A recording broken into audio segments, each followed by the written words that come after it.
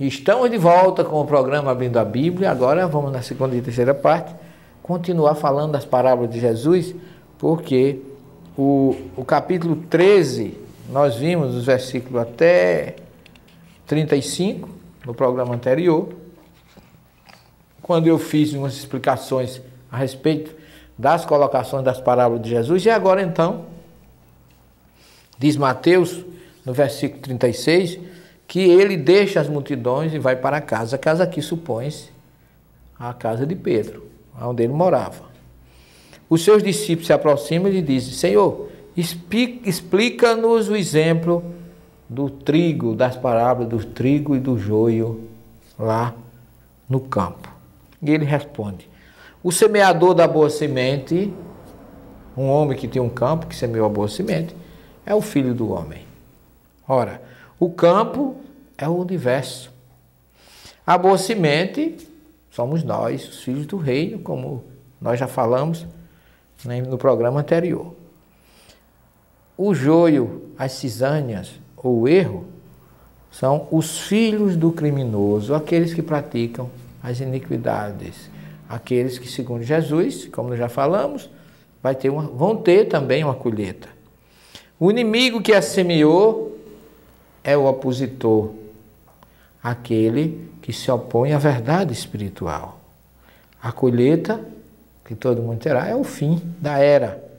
Os colhedores, quem são? São os mensageiros, aqueles que realizam a vontade de Deus, a vontade de Jesus, são os mensageiros.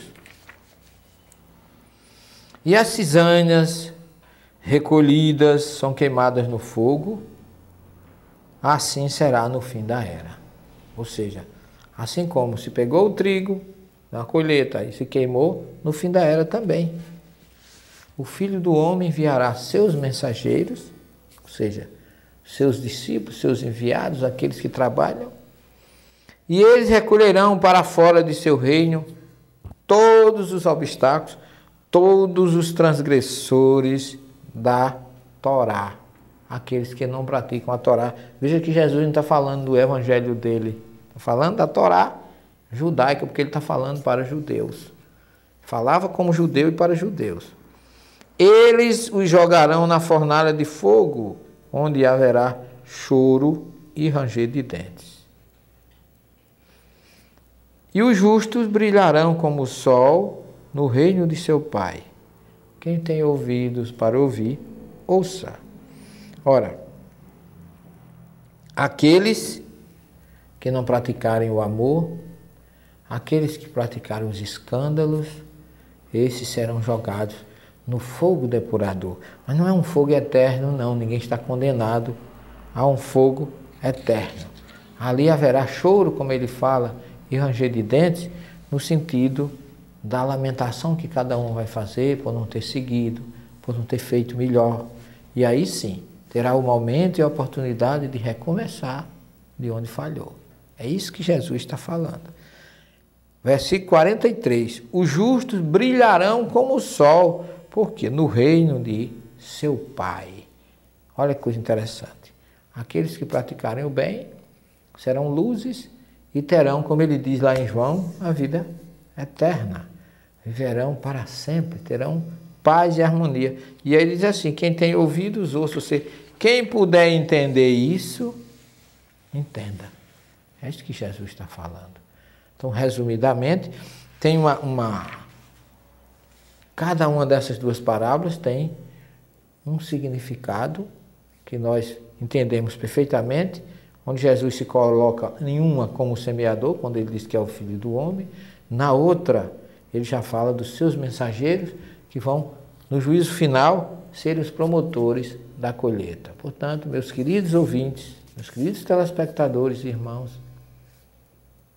não esqueçamos esses ensinamentos de Jesus, que são muito profundos e servem demais para a nossa meditação e para a nossa reflexão.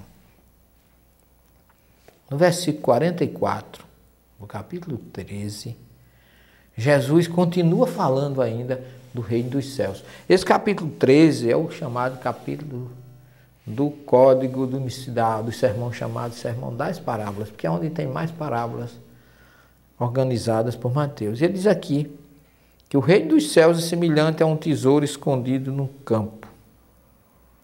Ora, um homem o encontra, o esconde, fica feliz, e em sua alegria vai, vende tudo que tem e compra o campo. Olha, o reino dos céus é um sonho que todos nós temos. Quem não quer viver bem no mundo espiritual? E quem encontra esse reino, ele oferece tudo que ele tem em troca. Ele quer adquirir. E nós devemos trabalhar assim, porque Jesus já colocou esse valor desde aquela época, onde ele esconde esse tesouro em sua alegria. Vende tudo que tem e compra o campo. Lembram que Jesus diz lá ao homem: Senhor, o que é que eu tenho que fazer? Vai, vende tudo que tem, dá aos pobres e depois vem me seguir. Ora, e aí que ele sai triste e Jesus diz assim: é mais fácil um camelo passar no fundo da agulha do que um rico entrar no reino dos céus. Aqui ele mostra o caminho contrário. Encontrou o tesouro, é o reino dos céus, é importante, então você deve se desfazer de tudo que você tem material para poder ganhar o espiritual. Quem lê um pouquinho sobre a mística judaica, que é a Cabalá, diz que Shimon Bar Yochai, ele passou 13 anos numa caverna com seu filho, Eleazar, e quando ele saiu, ele ficou abismado com o mundo e perguntou: por que é que as pessoas se preocupam tanto com as coisas do mundo, com as coisas materiais, e esquecem-se das coisas espirituais? Meu querido telespectador, ninguém fica aqui eternamente. Todos nós vamos embora um dia. Todo mundo tem certeza disso, mas ninguém age como se tivesse essa certeza. Porque nós somos indiferentes, a gente se esquece que amanhã virá uma colheita fatal. Ninguém está livre dela, porque o capítulo 9 do Eclesiastes fala isso. Todos nós temos o mesmo fim, a morte. Por que é que somos indiferentes a essa verdade e não nos preparamos perfeitamente para ter um reino espiritual tranquilo? Não é ser alienado, é não ser escravo do seu tesouro, como nos ensinou Jesus em várias passagens. Mas nós vamos ainda para um pequeno intervalo, 1 minuto só. Não saia daí que nós voltamos já. Até já.